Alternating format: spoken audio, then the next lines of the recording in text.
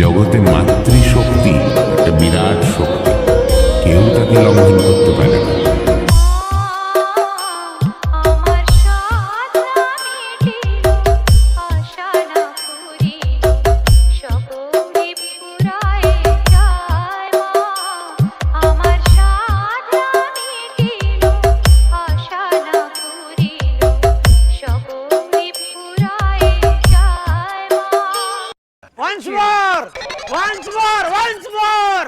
জগতে মাতৃশক্তি একটা বিরাট শক্তি, কেউ তাকে লঙ্ঘন করতে পারে না।